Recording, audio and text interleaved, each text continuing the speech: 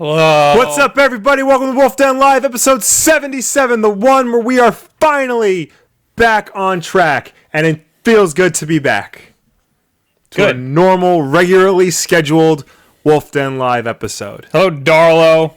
Hello, Atten, Fred, Thom, Night Warrior, Vile Tough, Quet, PK, Juan, Common Boy. Hello, everybody. Hello, everyone, and anyone who's joining us. Believe it or not, Will is still yellow. He's just color corrected. Yes. No, he's fine. Yeah, I'm fine. Everybody's fine. I'm back. Had a very interesting June. I might still have an interesting June. I don't know if I'm going to be on next week's show because I think I have to go to a rehearsal dinner for somebody else's wedding. Oh, I will confirm that. Oh, confirm it so I can get a replacement. I have people that I want to replace you. Okay. I might be doing it from the rehearsal dinner, but yeah, it feels good to be back, and hopefully June is the only time this will be a disaster. Let me tell you something. Last week I did it by myself. I don't like doing that. I don't ever want to do that. But it was better than I expected. Yeah. It went a lot better than I expected because I actually had things to talk about last week. If I didn't have anything to talk about, it would have been a miserable disaster. And the internet was fine. Everything was fine last week. Came back from E3. Was at E3 all last week. What a shit show that was. But I'm back doing a lot of editing. I haven't left my house or slept or anything. So life's a toilet, Will. It is. It's pretty bad.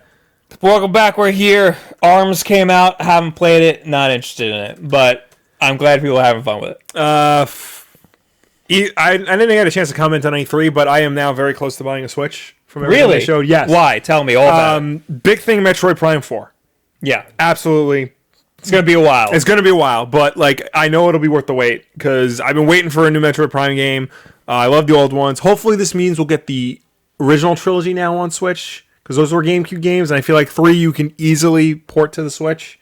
Did the Prime trilogy go to Wii U? No, right? It went to Wii, and then it was on Wii U for a digital download. I downloaded it on Wii U. So what's the collection? That's for Wii? That's for Wii. That was like late in the Wii. Okay. Yeah, it was late. It was like midway through the Wii life cycle, and then they ported it to Wii U Virtual Console. Okay. So you want it for Metroid Prime? Metroid Prime. I might want it for the 2 Sonic games, Forces and Mania, Odyssey, obviously. And it's not really E3, but everything they were promising with not their Virtual Console, the other thing, the Classic Game Library. Oh, with the monthly subscription service. Yes. Okay. That'll be next year, I believe. Yes. That's when they're starting that. So, but I was very surprised they didn't say anything about Virtual Console. I think they're still trying to figure that out. Yeah. Which I don't understand why. I think it's going to be a while. Yeah. But other than that, I'm excited for Wolfenstein, the new Colossus. Yeah. New Order was amazing, and this looks just as good. Spider-Man looked awesome. I might have to get myself a PS4. Just borrow mine. Never use it. Okay. I might do that. I barely played anything. You only played like 3 games. I played Mario Odyssey, which took up all of my Tuesday. Yeah. Because I had to wait online. I only played it for 10 minutes. The next day, I think I played Sonic Mania. Yeah, I played Sonic Mania the next day, and then I played Moss. That VR game, which I'm working on a video on that should be up tomorrow. Hopefully, if I stay up all night tonight and finish it. I also completely forgot I played Harvest Moon, the Switch version. Oh, really? And it's the Harvest Moon game. The only reason why I set up an appointment to play it was because it was for the Switch. Right. And not my cup of tea, Will. Yeah. But I'm glad I played it. Oh, that same company, Natsumi. Yeah. They're also making a game called River City Nights. Have you heard about that? Is it like River City Ransom? It's River City Ransom, except that it's a medieval. It takes place in medieval times. It's the same characters, just in medieval garb, and it's a JRPG. Okay, so River City Ransom is actually this part of a larger Japanese series called Kunio-kun. Yeah, I didn't know this. It's like 100 games. I played. Was River City Ransom the first one? No. Really? Yeah, I forgot what the name of the first one was. Oh my god. I remember playing. One of my friends has a Super Famicom, and we played one of the Kunio-kun games on Super Famicom, and I thought it was going to be just like River City Ransom, just a side-scrolling beat 'em up. It is a long, epic, beat 'em up story. It's like it starts with a 30-minute cutscene. Remember, Super Famicom, a 30-minute cutscene of the two characters in jail, like just talking to prisoners. Then you have to fight your way out. Then there's an epic motorcycle battle, and then there's more like 30-minute cutscenes. It's crazy. So okay, they have two River City games. One of them is River City Nights, which is the JRPG. Mm-hmm. It's actually turn-based. Okay. There's another one, I forgot the name of it, and it's coming out I think sooner. But it is more of a typical River City Ransom game where it is, a side-scrolling beat 'em up, except that there's a massive story, there's a lot of dialogue, and you have to navigate through the city, but it's all side-scrolling. Okay. So it's kind of like you have to navigate through the map that is just you go left or right. So right. It's like a massive world that you have to explore, even though it's a side-scrolling beat 'em up. I forgot what that one's called, but there's two River City games. It's not the Knights one; it's the other one. That's cool. So that might be more your speed. They also had at that booth. I played River City Nights, but I just hit next on the dialogue until I got to some action. The other game was Wild Arms. Oh yeah, that's a popular series. It was bizarre. Wild Arms Reloaded. It's just a shooter, but it was really hard to control, like really hard. And I played with the Steam controller. Mm-hmm. That was interesting. But those are the only games I played. That's it. Interesting. I can't think of any other ones. I also met with this company that showed off Switch accessories, but I'm mad at them because they advertised that there would be beer there at the booth, and there wasn't. Oh wow! And so I'm mad at them. So they don't get a shit out. Oh, I've been meaning to unbox this. Yes. For like 3 or 4 weeks. Yes. So let's do it. It is. It's in the description of one of the videos. Yeah. This looks like an anatomy. I think thing. Oh yeah, this is how to play it. This is an ocarina from Zelda, or a knockoff. Yeah. It comes with a note sheet. Like I'm supposed to be able to read that. It teaches you how to play. I know how to play. Well, it gives you a fingering exercise. And also thank God we all need that. Twinkle Twinkle Little Star, Mary Had a Little Lamb, Auld Lang Syne, Happy New Year, Happy Birthday to You. Does not tell you how to call the sun or travel back in time. I think something's up with this. It looks broken on the inside.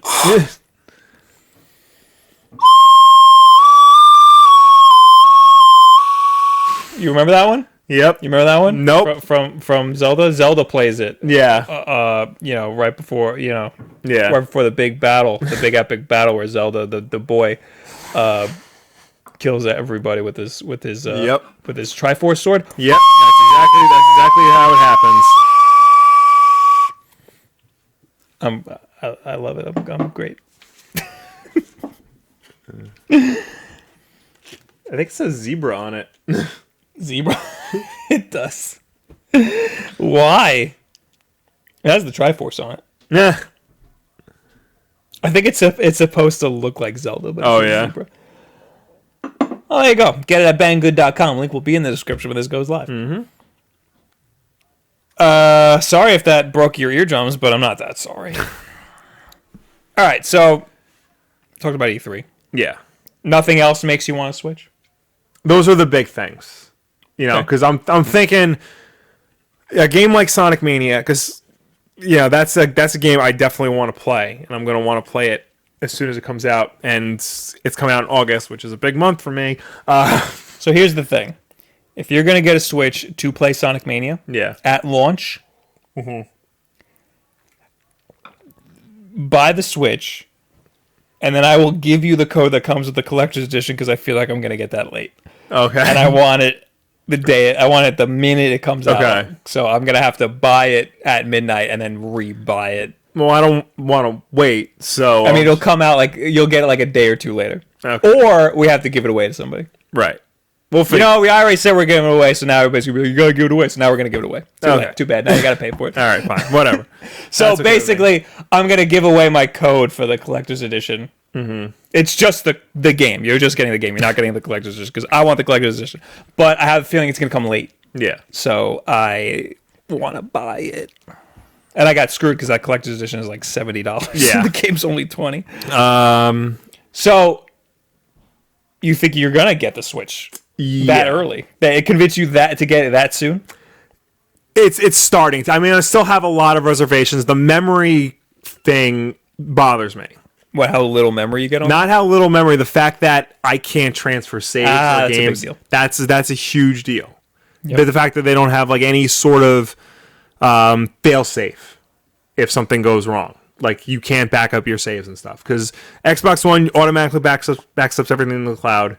PS4, you have to be a PS Plus member to do it, but you can do it. That's something they could fix when they have their big online account overhaul. Right.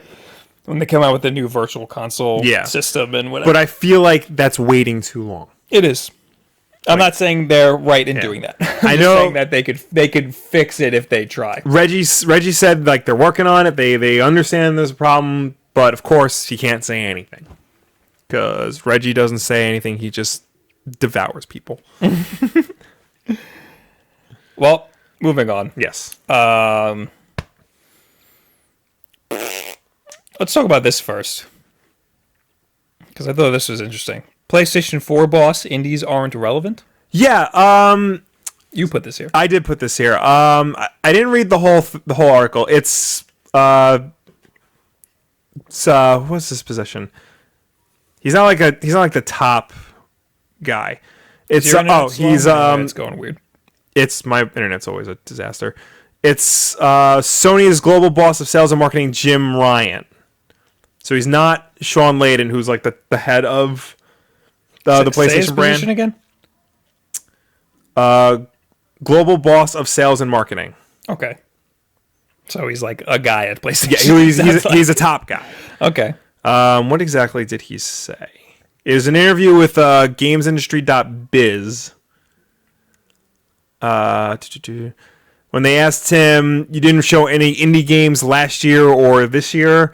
He said, "One of the things we've realized is that these video collages of 10 indie games shown in a minute is almost meaningless. Nobody can really learn anything about games in that short of time. It is almost viewed as a waste of time." That's different than what the headline of the article is. Right. Well, there's more. There was a time and a place in the early stages of the life of the PS4 to make statements. It was more about making a statement that we are serious about indies and that we're doing this and that... Sorry.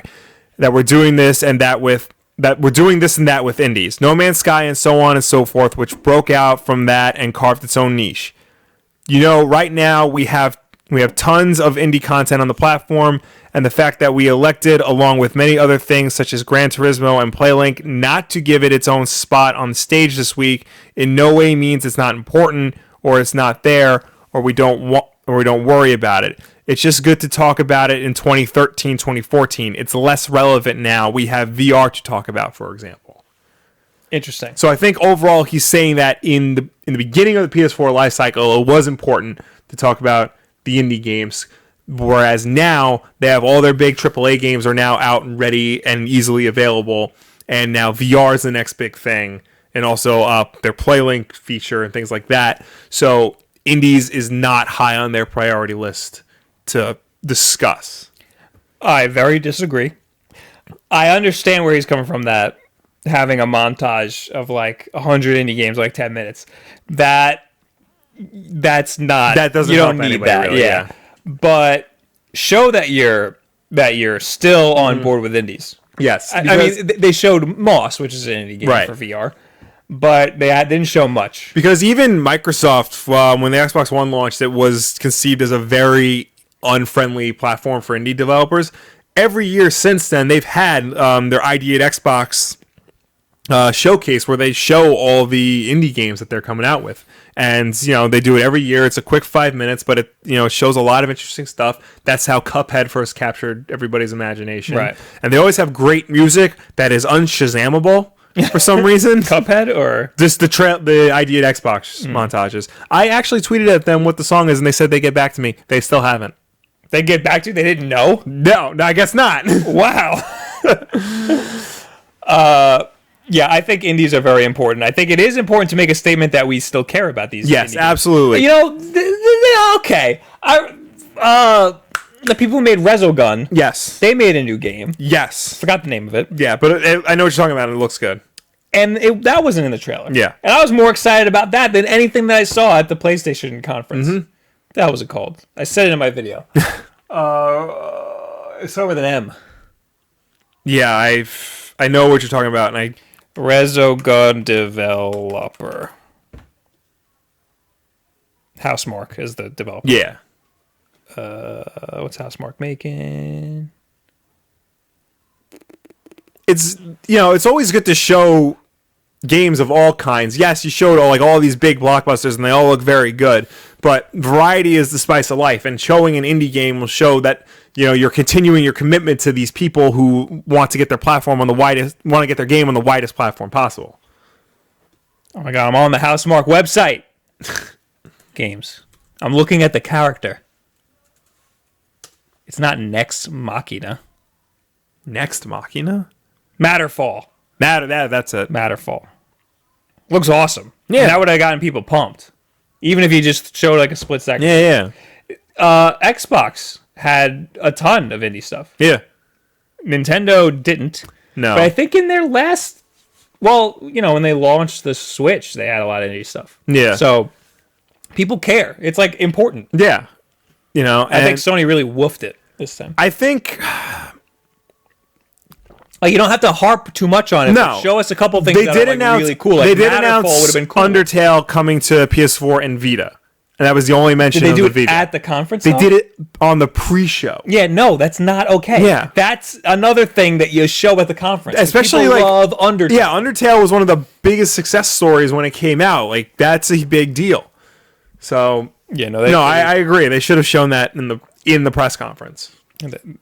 Should have shown that, Matterfall, and maybe a smattering of other things that would have been that would have really gotten people's attention. Yeah, and it should have been a stupid little 2-minute montage. Yeah, which is fine for indie games. That could actually do a lot of good.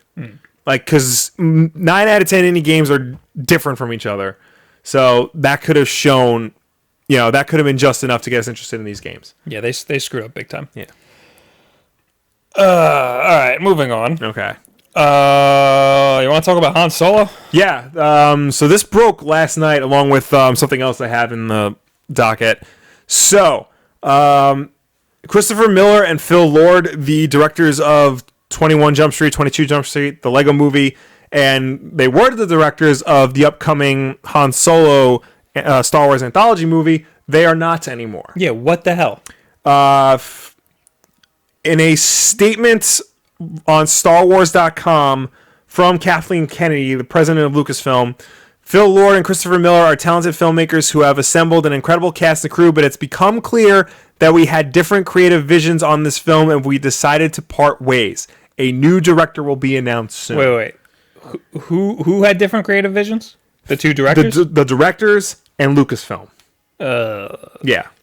That's not good. That is not. It's very. And they're very far into. They started in January filming. Oh. So they are more than halfway done with this filming this movie. I'd imagine. I don't like that at all. They should never have made this movie. In a statement from Phil Lord and Christopher Miller, unfortunately, our vision and process weren't aligning with our partners on this project. We normally aren't fans of the phrase creative differences, but for once this cliche is true. We are really proud of the amazing and world-class work of our cast and crew. The Han Solo movie is still scheduled to come out in May of 2018. I have a bad feeling about this. Yeah. Phil Lord and Chris Miller, they were the primary reason I was excited for this movie.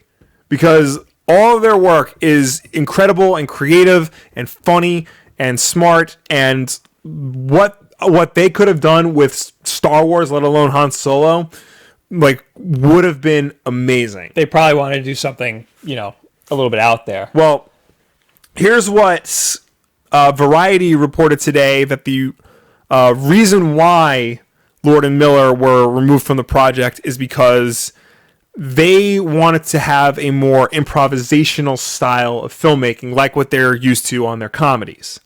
Whereas Kathleen Kennedy and Lawrence Kasdan, the scriptwriter for the film, wanted to have a more stricter shoot what the script says style of filmmaking. When you have a movie that's going to be as big budget as Star Wars, I can understand why the bigwigs would be a little scared of that. Right.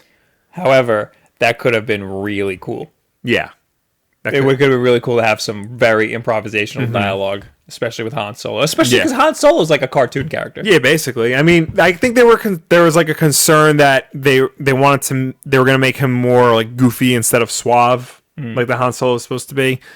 But like he's young. Yeah, like a young goofy Han Solo could have been awesome. I just don't know because they've already reassembled the cast. Like the entire, like Woody Harrelson is in this movie, and all he does is talk about how great his time on this has been. So, and to have a new director come in, like when you're almost done, this is a terrible time for a new director. Yeah, I mean, IGN had an article of 17 directors who were replaced on their movies, and some of these movies, like Gone with the Wind, The Wizard of Oz, Spartacus, Superman 2, The Outlaw Josie Wales. Those all had their directors replaced like midway through filming, and those all turned out fine. A lot of Pixar movies too, really, have had their director like removed at the within filming, and everything turned out okay. But that said, there are also situations where that doesn't happen to be the case. Sam Bryan says, "Hey, they went back and refilmed Rogue One, and look how that turned out." That they refilm it. I mean, they do reshoots for everything. But the thing about Rogue One was, I mean. Ultimately, Tony Gilroy was like in charge of editing and assembling the film, but they never removed Gareth Edwards from the project. He was always like he directed most of the reshoots. He was like on hand for a lot of the creative decisions. He was a part of the process the entire time. He never left the project. Like that's the big thing here. Like Lord and Miller are off the project. Yeah. We also had Zack Snyder leaving Justice League. Yes, but that I have I have a bad feeling about that too. Yeah, that's a little for different reasons. Yeah. It's already rumored that like they have like replacements in mind for who to replace Lord and Miller.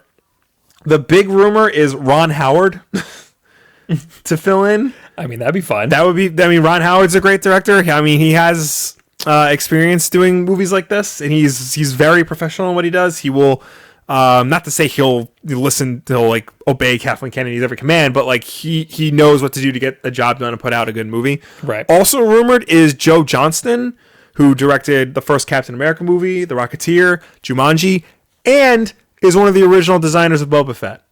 Really? Yes. So he would be excellent, I feel, to like as a replacement. He would be coming full circle. I mean, it's unfortunate that he have to come in full circle on the back of someone else's work. Right. But I feel like, I don't know. I think it's going to be good. I think they never should have made this movie to begin with. We don't need a Han Solo movie. Han Solo movie. Yeah. But I think it'll come out good. And but I think it could have been great with what they were doing, what they wanted to do. Let the artists play, you know, and don't have too much or political overhead. Know who you're hiring ahead of time. Yes, that's important too. Yeah, know what you're getting into. You buy the work from an artist based off of their previous work. Yes, and you don't say, hey, all this stuff that you do, we want you to do something completely different. Yeah. So here's hoping that everything works out and that by May of next year, apparently, we'll get a good Han Solo. Techno Sham says Joe Johnston is bland. He's done a lot of he has done a lot of bland movies. Like for every good movie he's done, like it's usually followed by one or two bland ones. So he's not wrong, but. The Rocketeer is really good. Captain America 1 is really good. Jumanji is pretty good. Jurassic Park 3 is not good. Graham Richardson said, also remember that Kasdan wrote Empire, so his script is going to be pretty worth doing. He wrote Empire, Jedi, and I believe Raiders. So, I got no problem with Lawrence Kasdan. I was just never like, man, you know what this franchise needs? A Han Solo movie. Yeah. It's not something I ever wanted. Yeah. And I'm glad they're doing this first before they dive headfirst into a Boba Fett movie. Oh yeah, that of all, the only solo movie I actually legitimately want is an Obi-Wan Kenobi one about his time wandering the deserts of Tatooine. That's the only one I want because I'm very interested in that. I just want more Luke Skywalker. Yes, I'm glad we're getting more. Mm-hmm. I'm a little scared of what they're going to do to him. Yeah. I feel like he's not going to be like the god that I see him in the Star Wars universe. Well, I mean, it's been 30 years. He's had his heart broken by his nephew. It's time for the Jedi to end. Because he is the most badass character of all time. Yeah. The post Return of the Jedi Luke is like the most badass character. Yeah. And we're getting that now, and it might kind of ruin things. It might ruin our image of him. Yeah. But we'll see. Also because, what's his name? Mark Hamill said that he disagrees with everything that they're doing with Luke. But he still did it anyway. So. I know. Well, he's got to. So we'll see how that goes. That makes me scared. Mm-hmm. Anyway, moving on. Well, did you say you had someone else related, or should I jump into this Nintendo thing? It's not related. It was just posted at the same exact time as this Han Solo movie stuff. So okay, screw you. Yeah, go into Nintendo. I didn't actually read this article. Nintendo of America, Metroid Prime 4 and new Pokemon are 2018 games. I knew that already. Why is there an article about it? I think there's a date, though. Good news for Nintendo fans, as Nintendo America has revealed in an interview with VentureBeat that both the highly anticipated Metroid Prime 4 and new Pokemon title are coming in 2018. We weren't entirely sure when either were coming, as there was no mention regarding when to expect them. 2018 sounds fine to me, and I'm sure others will be pleased. Here's what was said during an interview with VentureBeat with Nintendo America Corp. Blah, blah, blah, blah. Just as you get through a game and you're starting to put your head up, put the periscope out to see what else is out there. Hopefully we'll have something right there for you. What the hell does that mean? We've announced a lineup. We've announced a nice lineup through this year, and next year we have some big games coming with Metroid Prime 4. 2018 will be around Metroid, Kirby, Yoshi. New Pokemon game has been announced. What? That's not a sentence. 2018 will be around Metroid, Kirby, Yoshi. New Pokemon game has been announced. Okay. All right. We feel good about the lineup for this year and beyond. But there's a new... So that means the Kirby and the Yoshi games also aren't coming out this year? I thought they were. Those were like big deals at the conference. Yeah. And they were just called Kirby and Yoshi. Well, yeah, no, because those aren't final titles. Right. But yeah. I think that they're saying that those are next year. That's a bigger deal than Metroid Prime 4 coming out next year. Yeah, it was weird because I don't think they were specific in the dates of those two. That's sad. That means that they have nothing coming out this year except Super Mario Odyssey, which is fine. That game's gonna be great, but that's scary. I would venture to guess that Kirby and Yoshi are gonna be kind of early in the year. Mm-hmm. But damn, there's all those big games are coming out next year. Then that's sad. I mean, Metroid is probably gonna be their big game. Well, Pokemon and Pokemon. I think Pokemon's gonna be their heavy hitter next year. Right. I mean, Metroid, it's a fan pleaser, but Pokemon's gonna sell. Yeah. Tons. Mm-hmm. It's the first home console Pokemon. Yeah. So, I don't know. That's weird. But I'm glad we're getting Odyssey. Odyssey's great. Yeah, Odyssey's going to be the best thing ever of all time ever. That theme song, bro. The theme song's amazing. Yeah. Somebody tweeted like Sony and Microsoft over there with their 4K stuff. Mm-hmm. And then we have Nintendo over here where you can literally be lightning. Yeah. Super Mario Odyssey. You can take over a T-Rex. This is gaming in 2017. Yeah. They don't care about anything. Gameplay is what's going on over there. And this is just quick. Did you see this Sega Forever? Yes. My friend actually texted me about this today. They're taking Sega Genesis classics, putting them for free on mobile. So far, it starts tomorrow, I think. Yes. That's tomorrow. Sonic the Hedgehog, Phantasy Star 2, Comic Zone, Kid Chameleon, Altered Beast. Yes. However, in the trailer, I saw Shinobi, just the icon for Shinobi, so I have no idea what Shinobi is, and Vector Man. what Sega Forever is going to be just a library, and they're going to keep releasing games for it every month. And it's going to start with Genesis, and it's going to be every Sega console, from Master System to the Dreamcast. That's the plan. And they're all free. The games are free with ads. You can buy the game, remove the ads for like $2. That is smart. I think Sonic will be $3 because it's the remastered version of Sonic the Hedgehog. What does that mean? It's the widescreen version that Christian Whitehead made. Can you spin dash? Yes. I'm playing it. That's why the original Sonic sucks. Yes. Spin dash is so important to Sonic. It really is. The first Sonic is not that good of a game. I'm sorry, everybody, but this is the article that has everything in there. There's a little thumbnail of a trailer. So this is cool. They have something similar to this on Steam. I forgot what it's called. It's like I think the Genesis collection. Yeah, I think you're right. But hopefully, like, this is successful and they start putting this on consoles, because I feel like that, it can do a lot of good on They consoles. also already have Crazy Taxi for free. Yes, I have it on my phone. I haven't played it. These ports are always really good. Yes. And of course, Christian Whitehead, the guy who was making Sonic Mania, got his start just porting the Sonic games to iOS on his own dime. Yeah.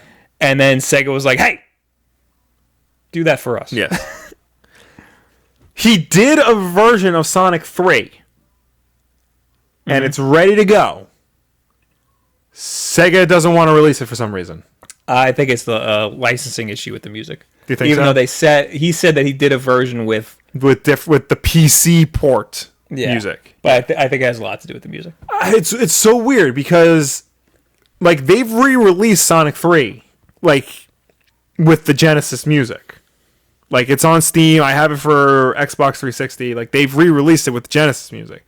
I think it has to do with whether it's considered a port or an emulation or a complete remake. Why? If it's emulated, then it's just taking what they already did and putting it on. I honestly don't know. That's the only excuse I can come up with as to why Sonic 3 is I think like it's got to be some sort of licensing issue. Why not? That's the best one. Why not put that out there?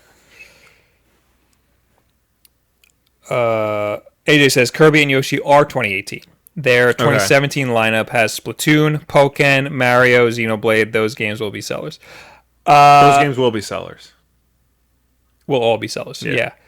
I mean, not as big as Pokemon and Metroid. Yeah. But Splatoon... Well, Mario, yes. Yeah. Yes. Splatoon 2, I feel like, is going to be a big hit. Splatoon 2 is going to be a big hit. Splatoon 2 will be a big hit over a long period of time. Yeah. It's not just going to sell when it first comes out. It's going to be they're going to sell for a long time. As more people get Switches, more people will be wanting to play multiplayer with their friends and stuff. I feel like Pokken Tournament, because a lot of people missed it on Wii U, so they get a second chance on it. I don't think it's going to be as big. Probably not, but I think it'll do very well with this new audience. Did you see that Xenoblade, I mean, not in this country, but it'll do well. Did you see that the Pokken Tournament controller that they made for the Wii U will work on Switch? No. Oh, yes, I did see that. That is good. Yeah. That is smart. Apparently, that has a better D-pad than the Pro Controller. Really? I don't know why everybody's knocking the Pro Controller D-pad. It is fantastic. I didn't know there was a problem with that D-pad. My only gripe with it is that it should be... Because the way your thumb sits, if it's angled a little better, it might be good. Actually, I might only be thinking about that because Bomberman. Maybe the screen in Bomberman's angled. Yeah. I need Mario Maker, and then I'll be able to determine how great the D-pad is. Yes. Plus, I would absolutely love a left Joy-Con that has a D-pad at the top. Yeah. I want that. Make that happen. Mm-hmm. Noah says the best game at E3 was obviously Super Mario Odyssey. It was. Mm-hmm. That was the best game at E3. However, Moss surprised me the most. Really? I would say. Is that a VR game? Yep. PlayStation VR. Okay. That's why I'm hyped, because I can buy it. Nice. Was that it? Is that all I had? Yeah, I think I think that's literally all that I had. Okay. All right. I have one more. Okay. Watchmen might be coming to TV. Oh, yes, I heard about this. So, fresh off the critical success of The Leftovers, Damon Lindelof is in talks for a potential Watchmen TV series for HBO. Sources tell The Hollywood Reporter that the project is in early development stages. An official deal is not yet in place. Representatives for HBO and Warner Brothers Television have declined to comment. I have a friend who told me that he used to just Google Watchmen HBO all the time in preparation for this announcement. Like, he's been wanting HBO to make a Watchmen series. A lot of people have. A lot of people feel like the ideal Watchmen adaptation is like a 12-part miniseries on HBO. I think that's so bizarre. I feel like it'll 12-part, like each issue of the comic will get its own. But what episode. do they be, 10-minute episodes? Stretch it out a little bit. I mean, Like- Watchmen's very dense. Yes, you're right. Very dense. You're so right. It's just I just don't think that. I think the ideal way to consume Watchmen is in a comic book. Yes. And that is Yes, it. that And is- you can't get better than that. you really can't. I mean, Because it's so bizarre and out there that there's no, like, the suspension for disbelief is, like, easiest to consume. well, not in a only comic. that, like Alan Moore, like this is how like crazy genius Alan Moore is. He designed that book to specifically be a comic book. It does things that only comic books can do. Also, it's a parody on comics. It is. So it's not a parody on HBO series. You know, Yeah. it's not a parody on other comic book movies. Yeah, It's a parody on comic books, period. Yeah. So, I mean, to Zack Snyder's credit, he tried to do that with his Watchmen movie, where certain things were parodies of comic book movies, but it didn't really stick the landing the way And I it was think. before a lot of other... It was before comic book movies really, like... It was like while they were taking off. Yeah. If he did it now, it probably would have made a little bit more sense. Yeah. I also think that he changed things that He did. wouldn't make sense in a movie form. And I agree with the things that he changed, is mostly the ending. Yeah. I agree with the things that he changed, but it just... That's the best I think it could work as a movie, is what he made. I feel like he changed some things. He also tried to keep some things that really only worked in the comic, and it didn't translate well to screen. Now, the theory is that if this is going to be a miniseries on HBO, you know, it's going to have a lot more time. It's going to be able to fit a lot more things in from the comic that the movie had to cut and things like that. I don't know if people care, really, because the Watchmen movie, regardless of what you thought about it, was not a huge box office, success. Right. It just barely became profitable. So to try again with a miniseries, almost 10 years later, seems like very ambitious. Now, do we know if it's going to be a miniseries that's going to retell the story, or is it going to be a miniseries that just takes place in the Watchmen universe? I think it is I think it will be like an adaptation of the book. Like, take what was in the book and try to adapt it to the screen. Okay. I would rather Again. that than try to retell a story. Because then they had all those, like, before Watchmen books Yeah. that were all pretty bad. There was like one that, the ones that Darwin Cook did were like actually good, and then the rest were We like like Darwin Cook. Yes. But the ones that I read were not good. Yeah. Rorschach one, I was like, oh. That was okay. That was better than I thought it would be. Night Owl was bad. Night Owl one was really bad. Just don't touch it. Yeah, Stop touching the Watchmen. I mean, granted, Leave it alone. what's happening with Rebirth is really fascinating, and I like what they're doing. Yes, you're right. But there was also that rumor a few weeks ago that there was going to be that Warner Brothers was toying with the idea of doing a direct-to-video animated Watchmen that was faithful to the book. So the Warner Brothers cartoons that are remakes of comics or adaptations of The comics, direct-to-video ones. Yes. those have been pretty consistently good. Yes. Also, the Watchmen motion comics, all of them are on YouTube, and those are really good. Really? Yeah, you've never seen them? No. The Watchmen motion comics are amazing. Really? They are literally just the comics, just each frame of the comic just Right. animated just a little bit with really good voiceovers. Okay. Actually, I think it's one guy who's doing the voiceover for everybody, but wow. he's really good. Yeah. Watch those; they're really good. Okay. That's my ideal way of viewing the Watchmen if I'm not reading the comic. Watch that. Even if you don't want to read the comic, it's free on YouTube. Yeah. So watch that. But taking that and I could see Warner Brothers doing a good version with the cartoon movie. Yeah. But it would have to be shot for shot.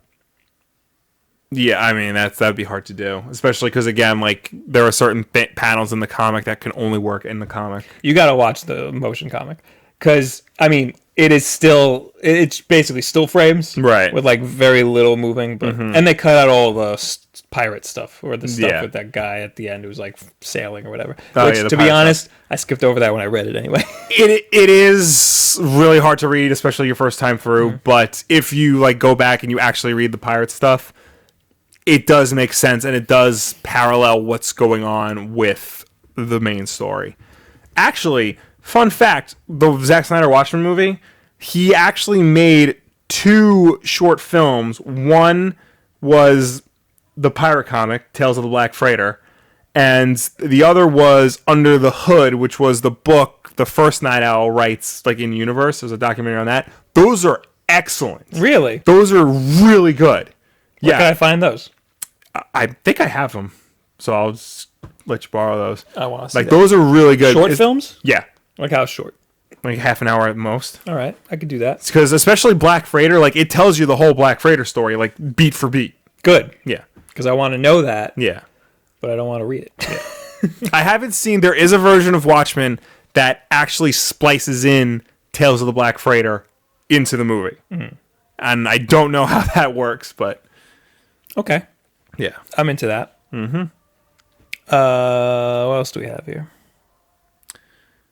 Tevi says the comedian was awful. I heard the comedian was the worst one. That was absolutely atrocious. Apparently, Ozymandias wasn't bad, and the Dr. Manhattan one wasn't bad. Apparently, the Dr. Manhattan book, like planted seeds for Rebirth. Really? Yes. Now, I don't know if that was intentional or if Jeff Johns was reading it one day and goes, "Oh, I can run with that." I bet you it was whoever was writing that was like, "Let me milk this for as much as I can." Yeah.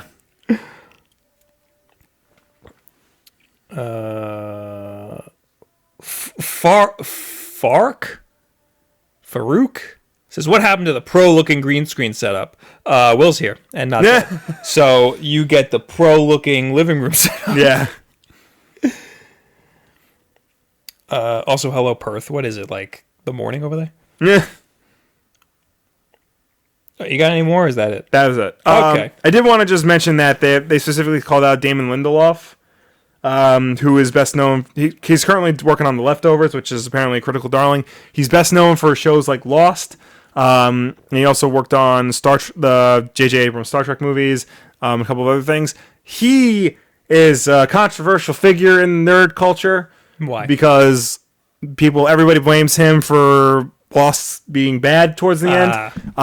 He might have ruined Prometheus. And his Star Trek movies haven't been like great. Like they point to him as being one of the main reasons why Star Trek hasn't been good. I like the other Star Trek movies. I didn't see the last one, but I like the two. I heard the last one, which Lindelof was not involved in at all, was the best one. Really? Yeah. I like the other ones. Everybody's giving them to me. The first one was good because it was Star Wars. Yeah. The second one is not good. I thought it was... Star Trek Into Darkness is not good. I thought it was good. I mean, it wasn't great. It was like, I had a good time watching it. I had a good time watching it, but the second I left the theater, and everything fell apart. Everybody knew that was Khan the whole time. I know. Which is dumb. It was stupid. Like, why did they do... Like, why couldn't it have just been Khan? Like, don't do that. Don't freaking do that. They tried. I saw what they were getting at. Anyway, now we're gonna dump into the chat right now. So talk to us. Also, you can use the hashtag Wulff Den Live, just like Fred does every week. He says, Sal's a fan of Will's. Why haven't you talked to him yet? Also, that new Thor reveal. I don't know what he's talking about. Yes, apparently Sal from Comics Pop is a fan. I gotta talk to that guy. Also, yeah, apparently there's now 3 Thors. I don't know anything else beyond that. Is he a frog? No. Damn. Mario's a frog now. Yeah, Mario is a frog. I knew the War Thor he's called the War Thor. And he wields the Ultimate Thor's hammer. Okay. The axe looking one. Oh, okay. That's literally all I know about him. Sounds dumb. And there's 3 Thors going on right now. So wait, it's the girl? It's Jane Foster Thor, Odinson, That's the regular vanilla Thor. Okay. But he's not Thor. He's not the Thor. Okay. He's just the Odinson, and he's trying to become worthy again. And now there's this new third one, the War Thor. He's like this older guy with a big beard and stuff. I don't know why there are 3 Thors running around, especially considering that Generations and Marvel Legacy seems to be hinting at Thor Odinson is going to be coming back to his classic version of himself, complete with the original costume. So I don't know what's going on. All right, then. Simone Stig, what's your take on the Han Solo movie? We already did that. Getting a new director and the studio's front runner, Ron Howard. Yeah, we talked about that. Yeah. We think that Ron Howard would be good. Ron Howard would be and it fine. also sucks that they're losing the director. Yes. Do you want a Watchmen HBO show? I've said it shouldn't have been a movie and should be a miniseries, but I don't care anymore. I don't think it should be anything at all, and they should leave it really alone. shouldn't. If we're being gun to the head, yeah, it probably should have been a miniseries before a movie. But if we're being real, it shouldn't be anything. But a comic book. And that was it. Yeah, that was. There's also, of course, last week's Wulff Den Live, which I was not a part of, which was the Bob Wolf show. But Common Boy still asked me a question. They miss you, Will. Where is Martian Manhunter in this new Rebirth continuity, and do you agree that it's tragic that DC has abandoned the character as a core member of Justice League in favor of Cyborg? I actually don't know where Martian Manhunter is. They just released a team-up book with Martian Manhunter and Marvin Martian. Yes! I saw all these, the DC Comics. The DC Looney Tunes crossover? Yes, you need to get all of those. I know, I'm going to get on that. Apparently, those look so good. Apparently the Martian Manhunter, Marvin Martian one is really good. And, it really goes into, why Marvin wants to blow up the Earth. I need to see that. I will remedy that. I will get those. When are those out? The Martian one just came out. And I think the next is Batman Elmer Fudd. Yes! I saw the cover for that. It looks awesome. But to answer your question, DC abandoning him in favor of Cyborg, yeah, I mean, I get why. Did you lose connection? Yeah, I can't load the page, but you can go on. I get why they did it. A, to diversify the lineup a little bit, and B, Cyborg is like a 21st century hero. He's full of technology and stuff. But there's just something classic and old school about Martian Manhunter that I feel like could have helped, the lineup, diversify in a different way. So. I'd love to answer more questions, but my whole internet. All right. So you gotta pick. All right, I'll keep going. Casey Pearson from last week. My biggest issue with just buy the Xbox One S instead of the Xbox One X is the backed out of saying any games made on the Xbox One X must be playable on the Xbox One. Now they can make exclusive club games and screw. Yeah, I don't think I think that this rumor has gone back and forth between being credible and not credible. I don't think they're going to make a game that can't run on every Xbox One. They when they announced they were making a Scorpio, they said that everything on the Xbox One will be playable on the Scorpio. Yes. Then they released a statement saying that this is more of a next generation console. And people took that the wrong way. And then they came out again and said that everything on the Scorpio can run on the Xbox One. Yeah. And I feel like the E3 press conference, they confirmed that everything is going to work across all Xboxes. So if there was a case where they said that not all Xbox One X games will run on a regular Xbox One, I would like to see where that was set, because it's the timeline of that is very confusing. Yeah. But to my knowledge... There's a bug in here. To my knowledge, everything on the X will run on the S and the vanilla Scorpio. Yeah. Oh, vanilla Xbox One. Yes. One thing I didn't mention, I'm actually excited that original Xbox games are going to become backwards compatible. Yeah, I saw that. And I was like, Will would like this. I would.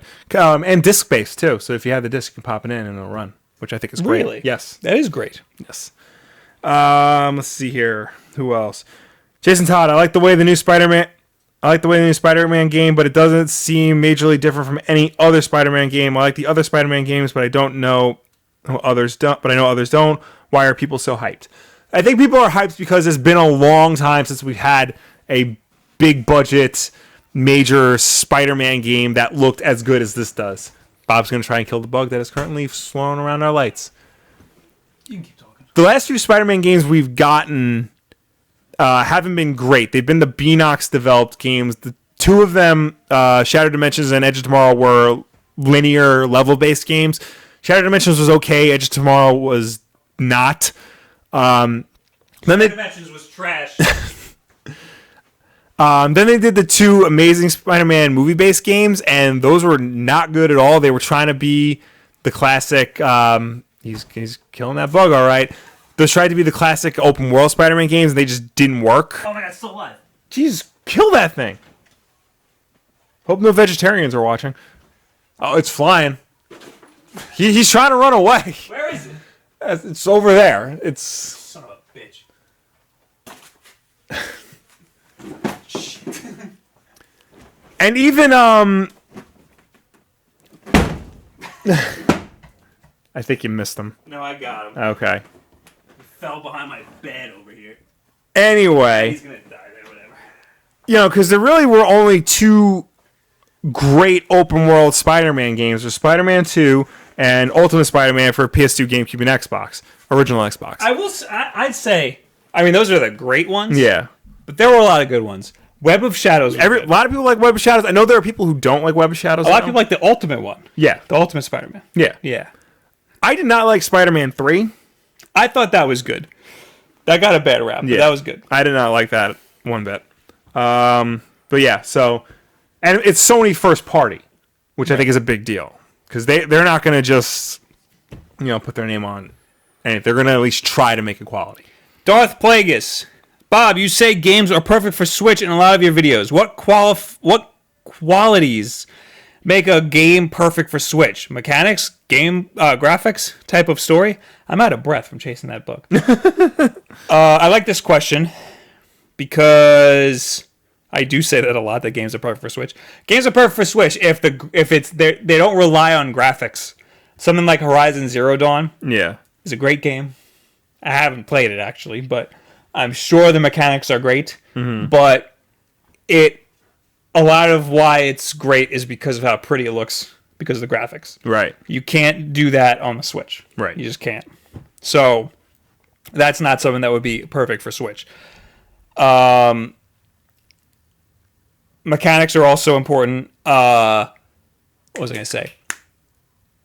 I know that something like Overwatch, I think, would be perfect for Switch, even though it's heavily multiplayer focused. Right. But I think having something heavily multiplayer focused might hinder it from being on Switch. So something that is a single player experience that doesn't have great graphics. Well, I feel like if Nintendo's looks like I just had a stroke. Nintendo seems to be heavily leaning towards getting into esports with Splatoon and ARMS. So something like Overwatch could be right at home on the Switch. Mm-hmm. I don't know, because then there'd be like a Switch sect for like Overwatch esports. That'd be bizarre. Overwatch is trying to be an esport, right? If they aren't already, I'm pretty sure they are. And they're all PC gamers, Yeah. So like having just a specific Switch sect of Overwatch esports would be a little bizarre. I guess so. So to answer the question, what would make a game perfect for Switch is the graphics are able to run on the Switch, and it's just a good experience, I guess. Fred Bushy with the $2 super chat. For those with foot fetish for that sweet shot, oh Bob. I guess he's talking about you taking your shoe off. If you keep giving me money, I'll show you as much of my feet as you want. Jason, Nintendo has seemed to make it a priority to include at least 2-player local co-op in most of their new titles lately. The big AAA super graphics shitfests don't like to have local co-op. Well, then you have A Way Out, which is a local co-op fest. Yeah. And that'll be on PS4 and Xbox One. Mm-hmm. Or maybe just Xbox One. No, it'll be on both because it's EA. Yes. So I agree with what you're saying, and that's the thing, that it's just that Nintendo cares a lot more about gameplay, and these other people are just trying to make a good single player story. Oh, I like this question too. Bilbo's Nuts says, saying Battlefront is like Battlefield without reloadable guns is like saying NCAA is like Madden's without the Dallas Cowboys. Bullshit, bro. I 100% agree, and that is why it's stupid. Battlefront is like Battlefield without reloadable guns, and NCAA is like Madden without the Dallas Cowboys. I think what he's trying to say is that it's okay that they're two different that they're two very similar but different games. Yes. Yeah. Okay. Yeah. Yes. That like what I'm getting at is that mechanically they're identical games because they're in the same engine with they're the same game just with different skins over them. NCAA being like Madden. Yes, they're the same game, but with a different skin over them, with different characters. So yes, I agree. From this week, Fark Me, which I think is how you pronounce that name. When do you guys think the superhero trend is going to die? I say in the next 2 to 3 years, people are going to be over it. I don't think people are going to be over Marvel necessarily, but if they're not careful, I think we're going to start to see the trend go down. Like within the next, probably by around Infinity Wars 2. Yes. Which I think is like 3 to 4 years. Last one from last week. Okay. JDXVX. Hope you guys had a nice E3. Thanks for the vid, despite not being in your home base. Safe travels. Thank you very much. I'm glad you appreciated it. Jason Todd just said One Piece for some reason. Of everybody says One Piece for some reason. Tevia, Will, any opinion on Marvel Legacy failed? Marvel Legacy hasn't started yet, so it can't fail. It looks like they're trying to be DC Rebirth. Hopefully they can succeed at it and not Marvel it up.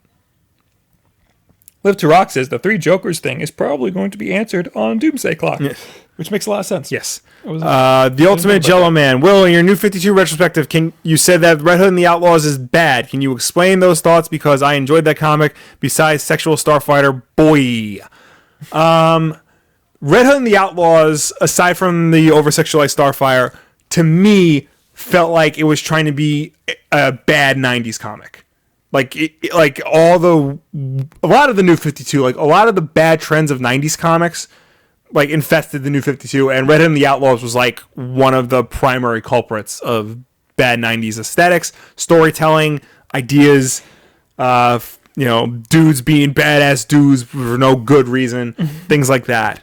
So, Quetzalcoatl says, what do y'all think about Mario and Rabbids? I've been very vocally against it. But I'm glad people. I'm not into strategy games like that are like XCOM. Some people think that XCOM with Mario in it is like the greatest thing ever. It is. It's very strange. Yeah, which I mean, to each their own. I'm not into that at all. Yeah. What do you think? I haven't heard your opinion on that. I mean, actually, we talked about it. We talked about it when it leaked. Yeah, it's certainly not my cup of tea. I will probably not be getting it, because I'm not really into turn-based strategy. I have XCOM on something, but I'm like afraid to play it. Rabbids were the original Minions. Yep. So like, why are they whatever? I'm not. I would honestly if they had to do. I would have rather a platformer. Yeah, but this is the game we're getting, so.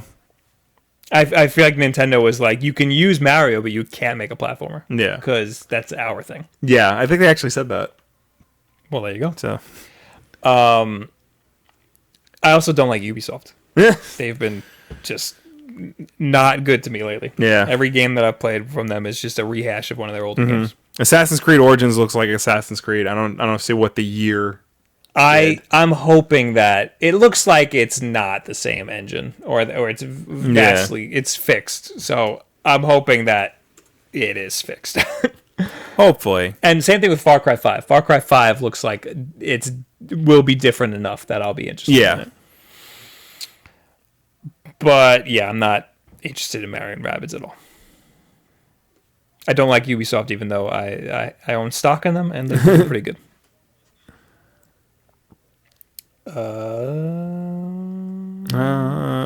Fabio Ballin, what difficulties do you face as living as brothers?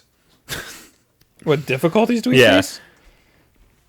What? How could that be difficult? I don't know. I guess if we absolutely hated each other. Yeah, I don't think there's no difficulties.